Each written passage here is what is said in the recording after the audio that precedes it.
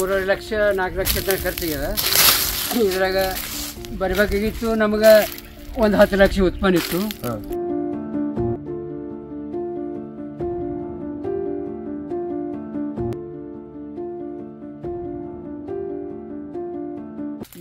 ಮೂರು ಲಕ್ಷ 4 ಲಕ್ಷ ತನಕ ಖರ್ಚಾಗ್ಯದ. ಇದ್ರಾಗ ಬರಬೇಕಾಗಿತ್ತು ನಮಗೆ ಒಂದು 10 ಲಕ್ಷ ಉತ್ಪನ್ನ ಇತ್ತು. ಖರೆ ಆದರೆ ಈಗ ನಡ್ಬರ್ಕ್ ಬಂದು ಹಿಂಗಾಗನ ಇದೆಲ್ಲ ಇದು ಆಗ್ಯದ.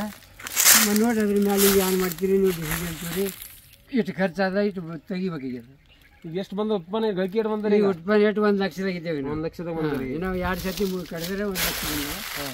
ನಾವೆಲ್ಲ 15-16 ಸರ್ತಿ 1 ಲಕ್ಷ ಕಡಿಬೇಕು ಸರ್ತಿ ಕಡಿದಿಲ್ಲ.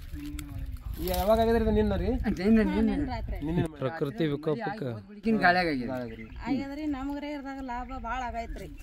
ಆದ್ರೆ ಲಾಭ ಆಗಿಲ್ರಿ, ನಷ್ಟ ಆಗ್ಯದ. ಭಾಳ ಹೈರಾಣ ಆಗಿದಾರ ನಾವು. ಲೇಬರ್ ಆಯಿತು, ಡ್ರಿಪ್ ಮಾಡೋದು, ಅಗಿ ತರೋದು, ಅದ್ರಾಗೆಲ್ಲ ಭಾಳ ಖರ್ಚು ಮಾಡಿದವ್ರು ನಾವು. ಅದ್ರಿಂದಾಗಿ ನಮ್ಗೆ ಏನೂ ಉತ್ಪನ್ನ ಆಗಿಲ್ರಿ. ನೀವೇ ನೋಡ್ರಿ ಏನು ಮಾಡ್ತಿರೋ ಏನು ಬಿಡ್ತಿರೋ ಎಲ್ಲ ನಿಮ್ಮ ಕೈಗೆ. ನಾವು ರೈತರಿದ್ದವು.